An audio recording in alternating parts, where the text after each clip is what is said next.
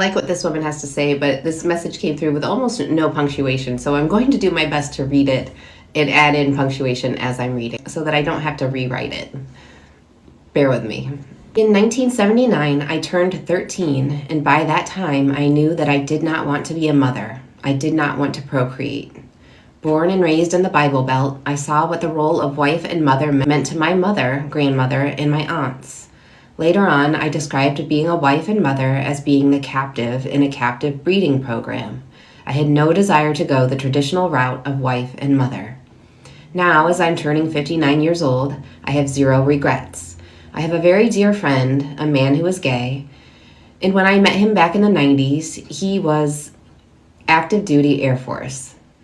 We got married so that he could get base housing and I could get the benefits of being a military wife. We each did our own things.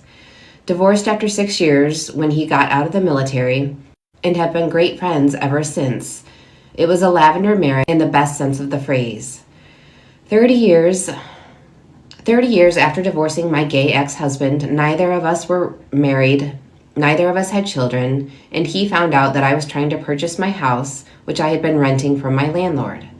He had $38,000 sitting around, and he bought my house for me with cash, with my name on the deed. I think back to all of those judgmental church ladies and some of my snooty aunts who used to whisper and pop behind my back for what a weirdo I was for marrying a gay guy. And I just want to ask those women, did your straight ex-husband who cheated on you and left you for a 20-year-old and didn't pay child support buy you a house free and clear 30 years after you divorced them? I've always felt like a weirdo, but it seems that these days women are catching on, and I'm hearing more stories about people who either regret going down the traditional path or are grateful that they never did.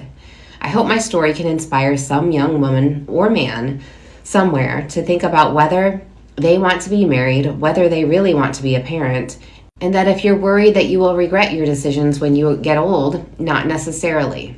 I have no regrets. I am so grateful I live with 2 dogs and 0 humans, and that is my version of domestic tranquility.